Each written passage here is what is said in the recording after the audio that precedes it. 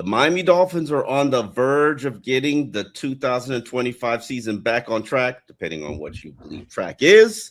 They are one win from being a at one win from putting together a 4-game winning streak. They played better in the second half of the season, and they are 2 wins away from pretty much getting to a 500 record. Joining me is Isaiah Smalls to talk about this Sunday's road Dolphins game up in New York against the Jets. Isaiah, do you believe that the momentum will carry into this Sunday's game?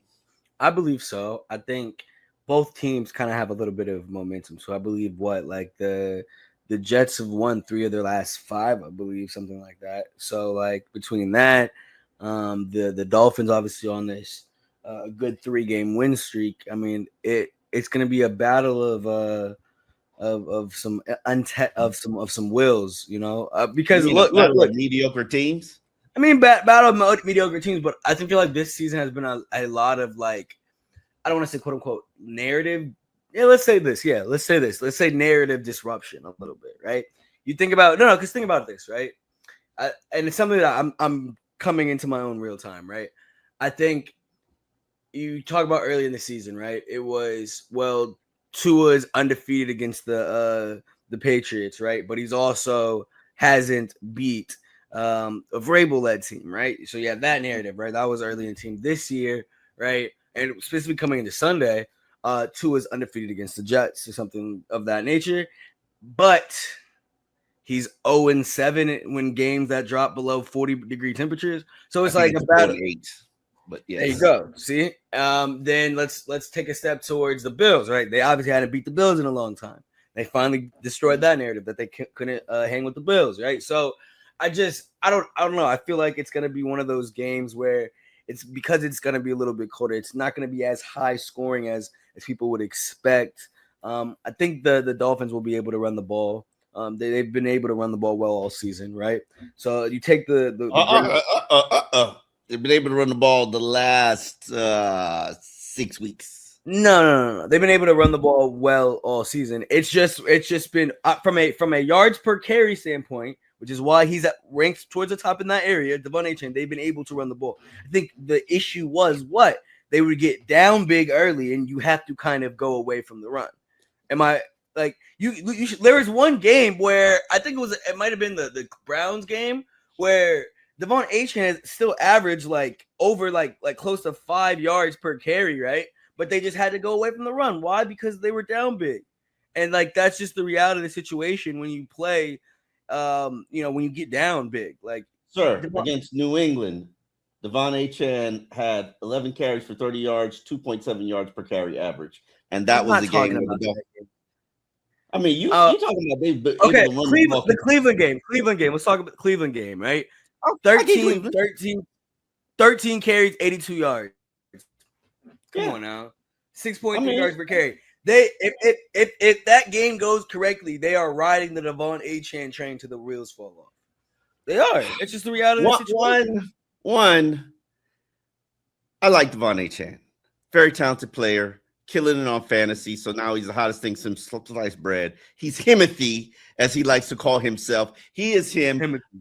This confidence has always been there. The guy owns the NFL records for yards per carry average and set it as a rookie. So let's not act like he hasn't been a bad man his whole career. Yep. They have gotten better because the offensive line has gotten better. I will say this to you, and I did not intend to have this conversation, and I really just thought about it today. Okay. Name me a unit right now that's playing better than the Miami Dolphins offensive line. A unit with on the team right now. Yes. The secondary is actually not playing terrible. They are still the leader in passer rating given up. How are you? I always have this issue with you. You can't be the worst or the second worst. First of all, I think what is it? Oh no, that's QBR. That's broken. I think the QBR stat is broken. But no, QBR I don't mess with that. Okay. ESPN can keep that stat. Yeah. Let me think right now. Okay, I could give that to you. Yeah. I could give that to you. Yeah, that's what I'm saying.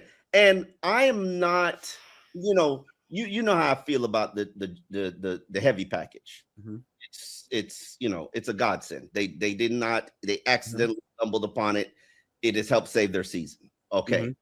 And it has brought a consistency to what they're doing. I'm trying to find passer rating. God dog, it's so hard to find that. It's brought a consistency to what they're doing, and it's allowed Achane to get off. Now, keep in mind, this offense is a play action, balanced offense. It's the deception that allows Tua to do what he does when he's good. And right now he's not good. That's another topic we'll discuss a little bit later. When you had huge deficits against Indianapolis and against Cleveland, I forget there was another game where they got in a huge deficit, and Tua had a lot of turnovers, and you couldn't run the ball.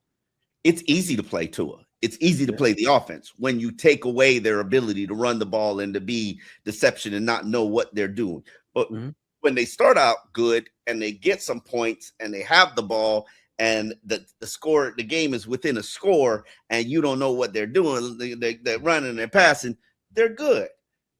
You need that balance. Finally, they get the balance. Finally, they get the run game. This is probably the best run game has played since 2023. And I will say this. It wasn't Austin Jackson. It damn sure wasn't Jonah Savaiinaea, because he's okay. He's all right. He's Michael Dieter, Solomon Kinley. For those who know those names, he's there. He's a guy. It was Cole Strange and Larry Borum. Larry Borum, you know how I was with Larry Borum. Bad. Yeah, it was rough. It was rough in training camp. It was very rough in training camp. Rough early in the season. Early in the season, it was rough too. Definitely. He got better to the point where he got good. Yeah. Cole Strange. I don't have no issues. Yeah. I don't have a problem. You can sign him to a 4-year extension right now. I would say, all right. Because he getting the job done. Now, this was a former first-round pick. So even though he was one of the draft picks that the NFL laughed at Bill Belichick about and finally made my argument that I've been screaming at the top of my lungs for a decade, even though they were winning championships because of Tom Brady carrying the whole franchise, I would tell people Bill Belichick sucks at drafting. He's horrible at drafting. And Cole Strange was the final nail in the coffin for some people who were like, huh? But him and the receiver that they got, N'Keal Henry N'Keal Harry. I was like, okay. But Cole Strange has done his thing, and you know how I feel about Patrick Paul. That's a franchise left tackle right there. That's a $100 million player. That's as good as it's gonna get for you. I don't know if you're gonna get better than that. And then Aaron Brewer, who is arguably top 5 center in the league right now. I agree. So, but keep in mind, once they started getting a little bit of chemistry in what game was it? They started getting chemistry. Falcons game, I believe. It was after Buffalo because Keon Smith. After Buffalo's the first game. That unit starting together against the Jets. Okay. And I believe they went 1, 2, 3, 4, 5, 6, 7, 8 straight games. That was the first time in I can't even tell you how many years that they had 8 straight offensive linemen actually starting together. Oh, yes. Okay. And we're talking multiple years because it's always an injury. So they developed a little bit of chemistry. And as I said to you, there's no unit on this team that's playing better than them right now.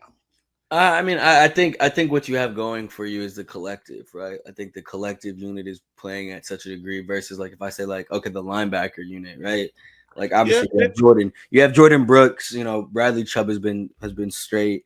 And then you got some other issues. Yeah, you got some other issues. The secondary, like when it's been good, it's been really good, right? It's been I wouldn't say elite, definitely not elite, but they're punching above their weight for sure in terms of what we have projected and what we had thought. We thought no doubt about the air. they're not getting gashed through the air playing. And that's also a credit to Mr. Anthony Weaver, right, for creating a defense that is very they try not to give up the big play through the air like that. They don't think about count. You can count on one hand.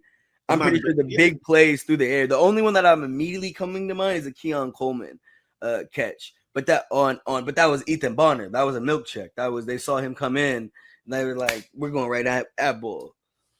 So why are you laughing? I have no idea what you're speaking about. Continue, carry on. You don't know what that is?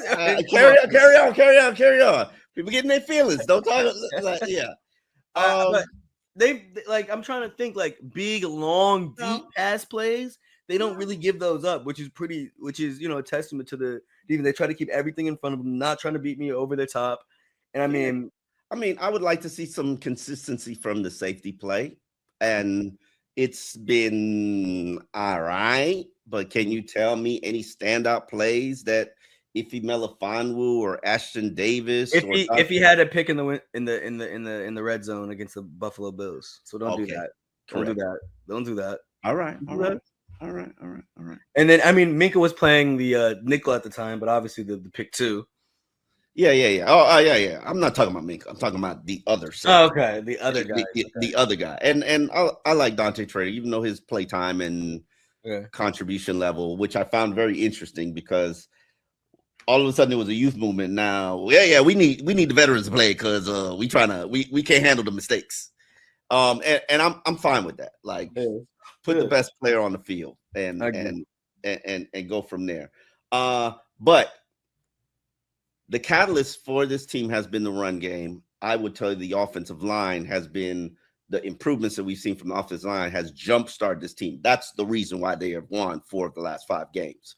Now, unfortunately, what it has also done is it exposed how bad and how poorly Tua Tagovailoa has played. Because a lot of the times earlier this season, and maybe a lot of his career, if Tua was struggling, and he wasn't really struggling all the time. Tua's generally plays at an efficient, consistent level, and then he'd have games where he'd struggle. And I would say, well, the offensive line let him down. Or, he's uncomfortable in the pocket.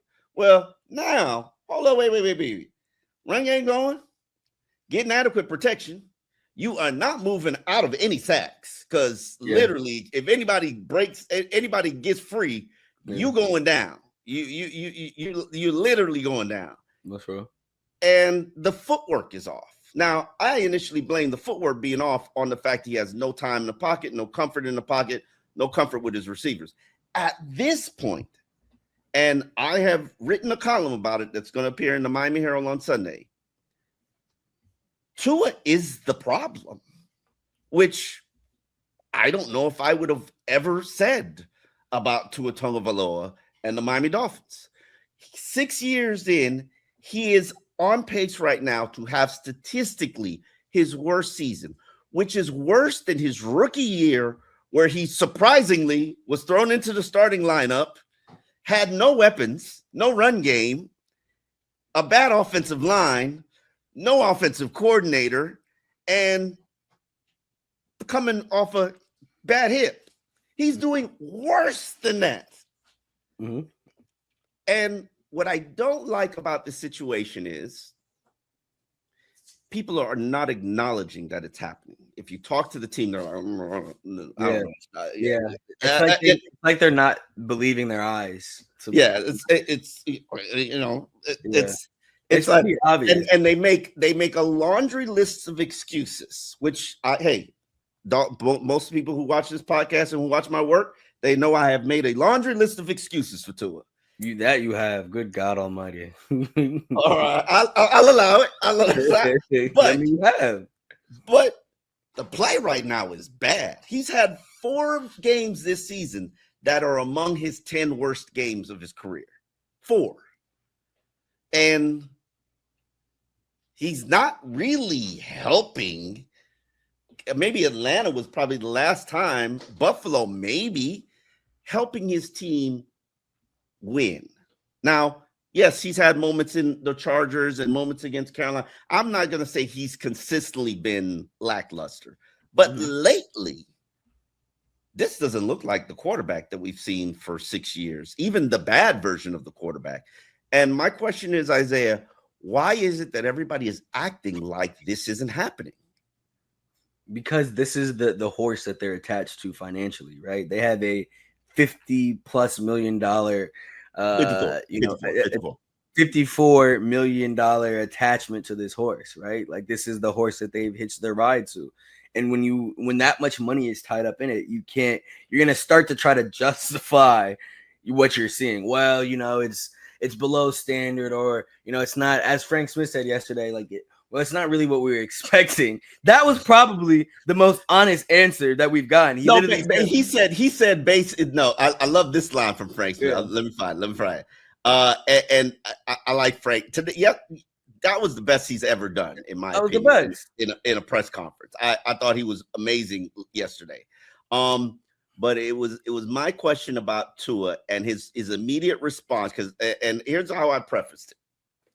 He's obviously had some challenges this season in terms of the offensive line, the lack of the tight ends, losing Tyreek Hill, which is clearly a massive issue. Is there a theory on why he's having the worst passer rating in his career?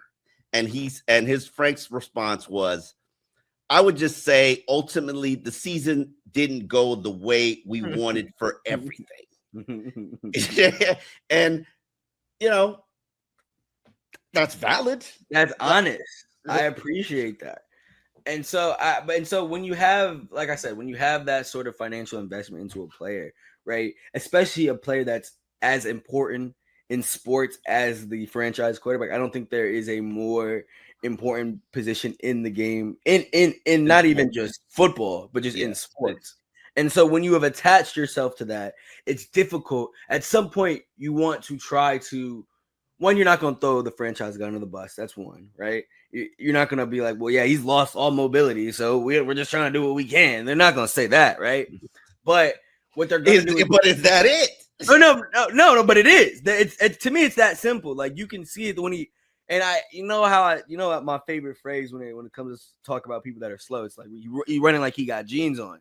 But like that's at time when he does that, because that boot that he used to run, it used to be a point. It used to be successful to the point where like, okay, like you could get at least 5 yards, 8 yards. Yeah, he could actually run it. Yeah, you're right. Yeah, you could actually go run that gun. That's not the case anymore at all. And to me, like I said, it's just evident of one, the lack of mobility. He's just whatever. I don't know what it is. I mean, he told us that like, yeah, he can't move like he used to because of his ankles, right? But like, I mean, is it just that? Is it the hip? I don't know. And I don't want to, and I'm not here to speculate, right? So I'm not going to say it's this or the other. I just said that it's a big problem and you cannot continue to go on like this, because at some point, right? And to acknowledge this, like at some point, they are going to just start stacking the box. And when they start stacking the box, it's going to be the inverse of what they've faced the last couple of years, right? Before it was a lot of too high safety. They don't want you to throw the ball over the top, right? And so when that inverse happens, they start stacking the box, right? What are they? It's going to be now Tua's job to get the ball where it needs to be, to find his guys, which plays 40 and 46 he was able to do at a high level, right? He saw the first read, was able to go off of it and make the right play, right? But can he consistently do that? And to me, sure, like the Jets are the team that are next on the schedule, so you have to focus on. Don't even have an interception this whole season. Huh? The Jets don't even have an interception this whole season. But to me, the biggest thing is going to be next week against the Steelers. That's good because they actually have a straight defense. They have a defensive head coach in. They got guys. They got T.J. Watt. Jalen Ramsey, Jalen Ramsey, Patrick Queen, like they have guys over there, right? So for me, that's gonna be, and then they're gonna be playing tough, right? So that to me is gonna be the biggest indicator of like, okay, like we know your limitations, right? And I think you give Mike McDaniel and Frank Smith a lot of credit. When they realized his limitations, they were like, yeah, we can't do this anymore. And that's when you started to see the more creative run concepts with the jumbo package, with other things, right? But, I don't know. No, 100%. I don't think 100%. That because Atlanta, Atlanta was really the origin of that, and they were yes, but I'm talking about the Bills game. That's when they really got creative with because they were like, wait a minute, this works. Like, yes, but that's what I'm saying. I think part of the reason why they lean so heavy into that, right, is they realize that the guy that they paid all this money to pass the ball is not the same player. He's not. And so in order, you have to because you read the end of what Frank said. You're at the end of the day, you're trying to win games, right? Yeah. Okay. And so putting the ball in Devon Achane's hands is the best way for this team to be successful, right?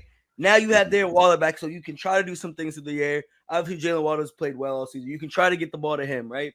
But to me, this team goes as far as Devon Achane goes. It does. It does. It does. It goes. It does. Are you sure Tagovailoa takes it? But okay. Yeah. Wow. You don't think that this team is shifted totally towards a run first identity? If Tua wasn't there and teams didn't still respect Tua, and I think it might shift a little bit now that Devon is going. And everybody knows who Devon is. So, but teams have to defend Miami differently because of who Tua is as a quarterback now. And I think the creativity of what Devon does and how he's been utilized, and I think they've come off that a little bit, has helped. I think the run, I mean, they're second level runs. Were they second level runs earlier in the season? No. That's offensive line. That's not Devon. Devon has always been Devon. Like, now you give him a second level crease, okay, he's going to break that 10-yard run. Think about last year. You act like Devon is any different than he was last year. Last year, he was struggling to average like 4 yards a carry. Why? Because the line sucked. Offensive line was terrible last year. That's real. Yeah. Fair. So, everybody knows I'm a big proponent of the offensive line. As your offensive line goes, is how your season is going to go. It will universally be that way, in my opinion, on football. But my issue is you can't win or beat good teams with Tua playing at this level. Right now, you realize Tua has the 17th highest all-time passer rating in the NFL, which is mind-blowing. But obviously, time has changed. Yes, all time.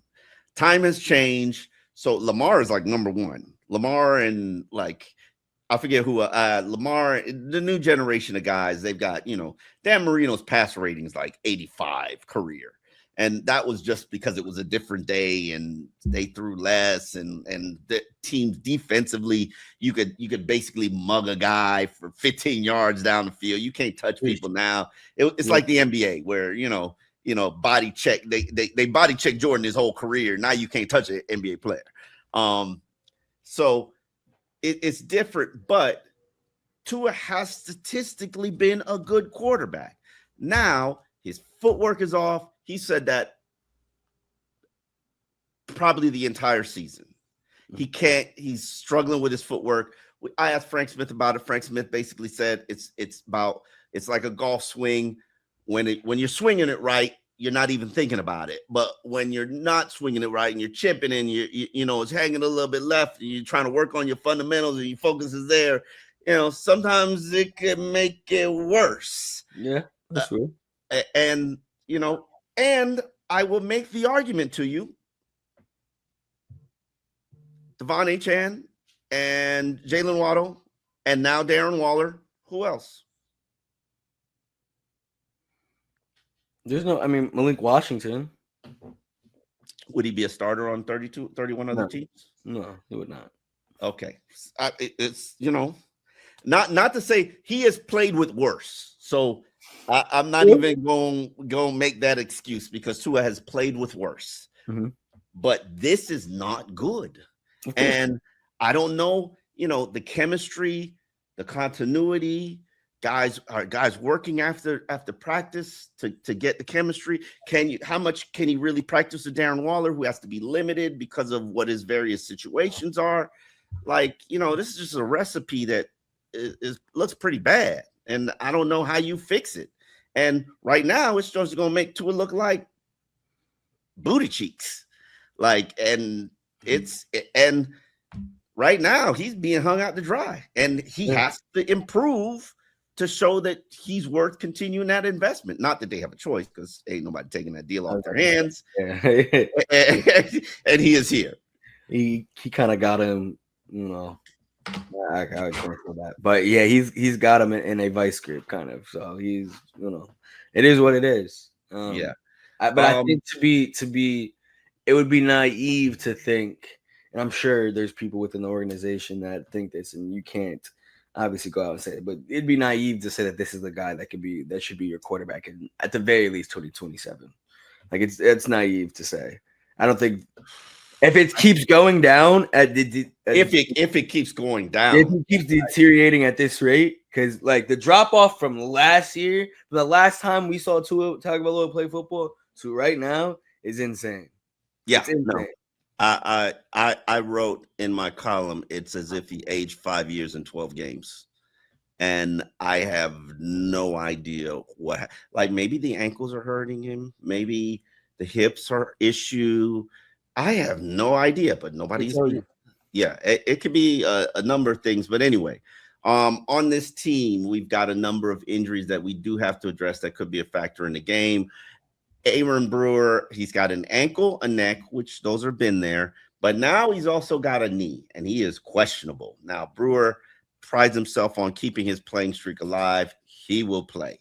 Elijah Campbell sounded like the guy that Mike McDaniel was most in doubt about. An ankle injury that was obviously suffered in Thursday's practice.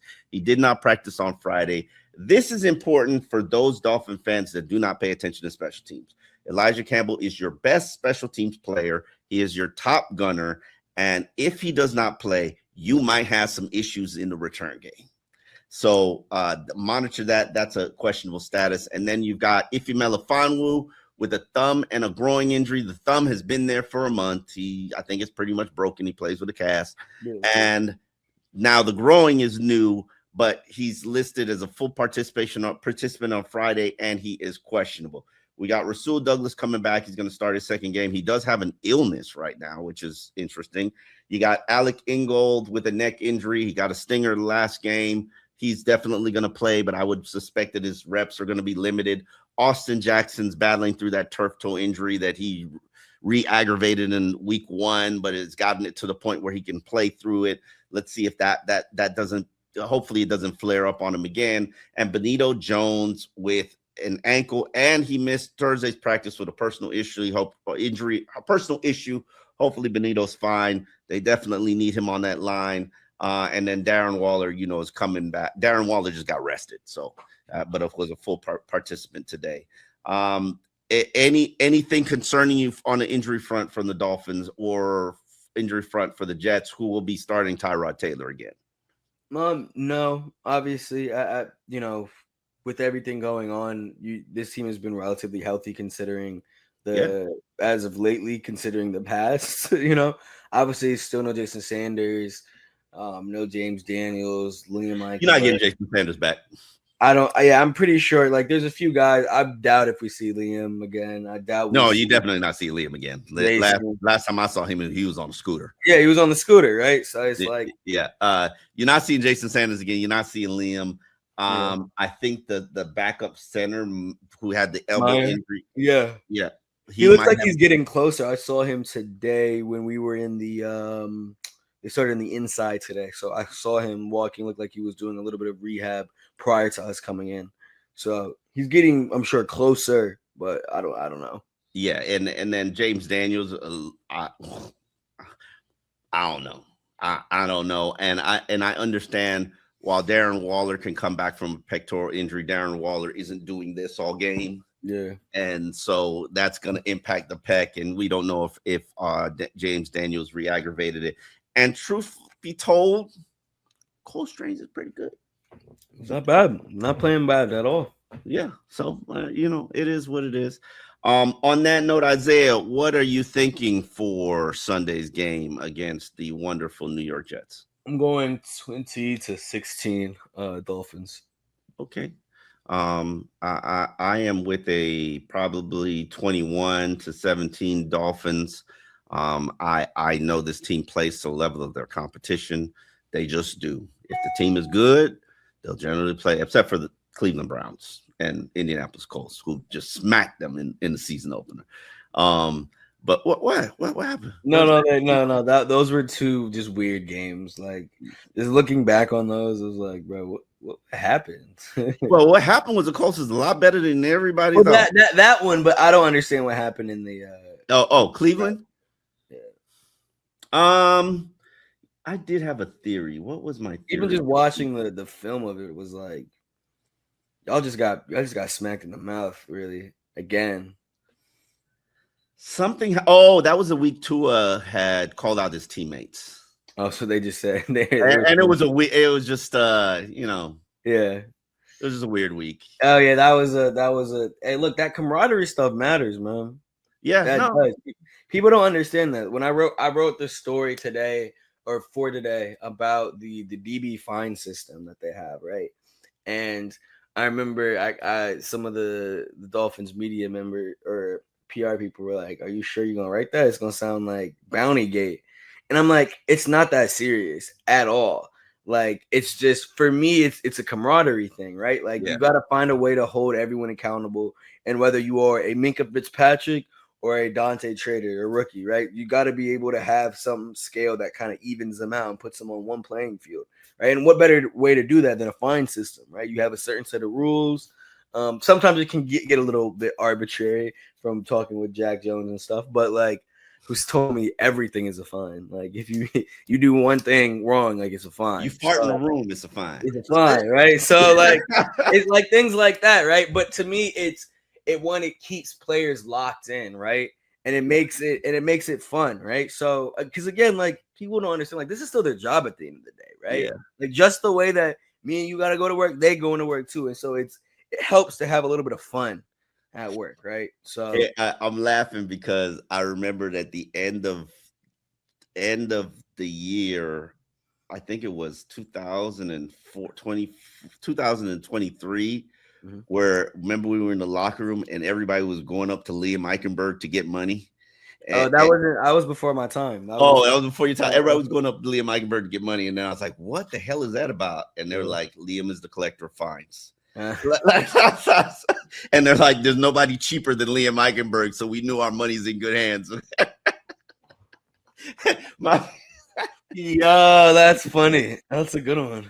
Yeah. But anyway, it'll be interesting to see if you are going to the game. Definitely, you should participate in the MetLife Takeover. It's one of the favorite events where you're talking about thousands of Dolphin fans eating together, tailgating together, partying together. Okay. Dan Marino will go out there and, take pictures with the crowd. It's one of, outside of the Cali Dolphin fans, because the West Coast Dolphin fans, them the real Dolphin fans. Okay. Those are like, whoa, like when you go on the West Coast, they take over any stadium. Wow. Now the MetLife Takeover, they don't take over the stadium, but they got a nice little loud, little rowdy section.